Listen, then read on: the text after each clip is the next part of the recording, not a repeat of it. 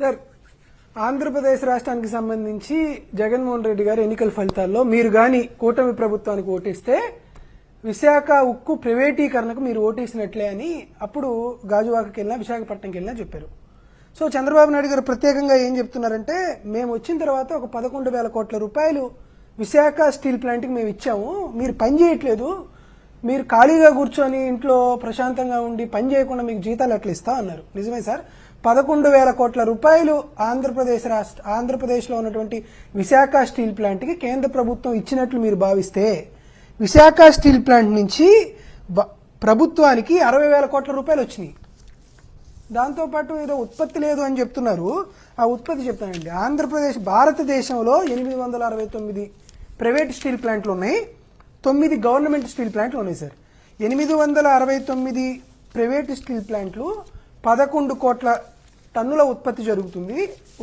సామర్థ్యం ఉంటే సుమారుగా 8 కోట్ల ఉత్పత్తి జరుగుతుంది. గవర్నమెంట్కి సంబంధించి 9 ప్రభుత్వ స్టీల్ ప్లాంట్లు ఉంటే 8 సెయిల్లో నడుస్తున్నాయి. 8 సెయిల్ ఆధ్వర్యంలో నడుస్తున్న దాంట్లో ఆంధ్రప్రదేశ్ రాష్ట్రంలో జగన్మోహన్ రెడ్డి గారు ముఖ్యమంత్రిగా ఉండగా విశాఖ స్టీల్ ప్లాంటు సెయిల్ ఆధ్వర్యంలో నడుస్తున్నటువంటి 9 ప్రభుత్వ రంగ స్టీల్ ప్లాంట్లో అన్ని సంవత్సరాలు టాప్ ఉత్పత్తి జరిగింది సార్.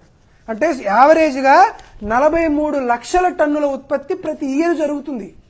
ఇది విశాఖ స్టీల్ ప్లాంట్కి సంబంధించి భారతదేశ ప్రభుత్వ రంగ సంస్థల్లో స్టీల్ ప్లాంట్ ఉత్పత్తిలో ఆంధ్రప్రదేశ్ రాష్ట్రం మొట్టమొదటి ప్లేస్లో ఉంది జగన్మోహన్ రెడ్డి గారి హయాంలో. చంద్రబాబు నాయుడు గారు వచ్చిన తర్వాత కూడా కొంచెం అటు ఇటుగా అదే విధంగా సాగుతుంది. కాబట్టి విశాఖ స్టీల్ ప్లాంట్ ఉద్యోగస్తులు పనులు చేయకుండా ఖాళీగా కూర్చొని జీతాలు తీసుకోవట్లేదు సార్. తీసుకుంటుంది ఎవరంటే చంద్రబాబు నాయుడు గారు, పవన్ కళ్యాణ్ గారు, మిగతా నారా లోకేష్ గారు, వీరు తీసుకుంటున్నారు. కానీ ప్రైవేట్ స్టీల్ ప్లాంట్కి సంబంధించినటువంటి విశాఖ స్టీల్ ప్లాంట్కి సంబంధించిన విషయం అట్లా కార్మికులను కానీ అక్కడ చేసేటువంటి ఉద్యోగస్తులు కానీ ఈ విధమైనటువంటి తీవ్రమైనటువంటి హేయంగా వారు మాట్లాడడం అనేది వారి స్థాయికి తగదనేది వారు గుర్తు చేసుకోవాలి. మేమేం అడుగుతున్నాం, మిగతా అన్ని రంగ సంస్థల కంటే విశాఖ స్టీల్ ప్లాంట్ అద్భుతంగా జరుగుతున్నటువంటి పని అని జరుగుతుంది. మీరు అడుగుతున్నారు అమరావతిలో 1,50,000 కోట్ల రూపాయల జరుగుతుంది. మీరు చాలా సంస్థలు మీకు తెలుసు, ఎల్ఎన్టీ మీకు బాగా తెలుసు, షాపూర్ పల్లంజీ మీకు బాగా తెలుసు, ఎన్నో ప్రైవేట్ రంగ సంస్థలకి చంద్రబాబు నాయుడు గారికి అవినాభావ సంబంధం ఉంది కదా. ఎందుకు విశాఖ స్టీల్ ప్లాంట్కి సంబంధించి నేరుగా మీరు ఆర్డర్ ఇవ్వచ్చు కదా. అమరావతి నిర్మాణానికి సంబంధించినటువంటి వ్యవహారాలు, లేకపోతే మెడికల్ కాలేజీ నిర్మాణాలు జరుగుతున్నాయి, వాటన్నిటికీ మీరు వీటిగాడి నుంచే ఇవ్వచ్చు కదా.